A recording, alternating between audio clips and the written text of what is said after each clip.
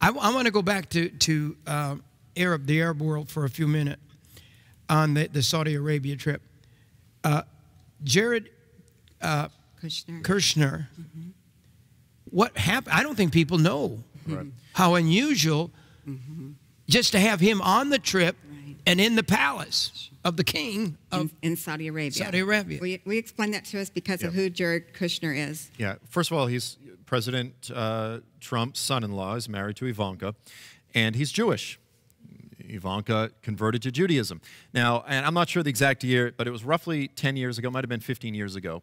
It was on the books, illegal for any Jew even to enter the nation of Saudi Arabia.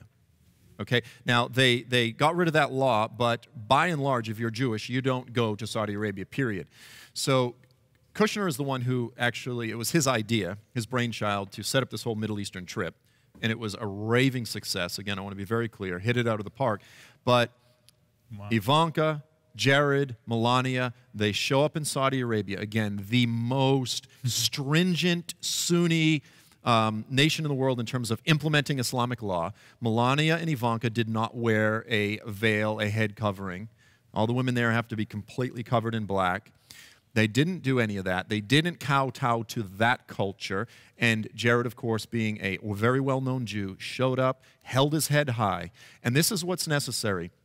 Islamic Sharia law, which is what governs Islamic nations, or Islamic culture, is inferior to the principles that this nation is established on in our system of laws.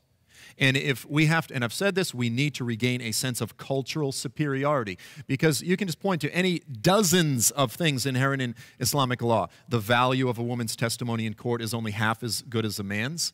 That's evil. Our system of laws is superior. If we are going to win the cultural war, then we need to have confidence in who we are, et cetera, et cetera, et cetera. And so everything they did, every little detail, I loved it. I was cheering it the whole way. And I think so that was a victory. It was a tremendous victory. That was a victory for Mideast peace. Really, an amazing, great first step at least. And look at what President Obama did. Now, again, I'm not just trying to bash President Obama, but you look at him and Kerry.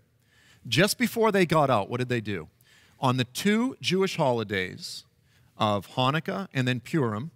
Purim is, from the book of Esther, when the Jews have this holiday, they celebrate the death of Haman, the victory of God, defending his people, and that whole episode recounted in the book of Esther.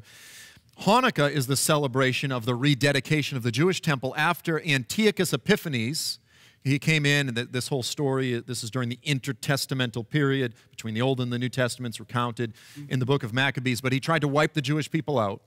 So on the two holidays where they celebrate the defeat of Antiochus Epiphanes and Haman, two of Israel's greatest historical enemies, President Obama and John Kerry, just as they were exiting, stabbed Israel in the back. If that is not a prophetic picture of what was going on throughout all of the administration in terms of undermining, belittling, disrespecting Netanyahu and Israel in general. That was a clear message as they're, pardoning all of these criminals, letting all these people, including terrorists, out of prison, releasing terrorists from Guantanamo who have then gone over and killed American and foreign soldiers overseas, but stabbing our ally, America, in the back. And then you look at the contrast. President Trump goes over there, stands before the whole Muslim world, calls them to the carpet, calls them, demands accountability in the war against terror, and then goes to Israel and prays at the Western Wall and puts on one of the most pro-Israel displays of any American president yet. I mean, the contrast could be not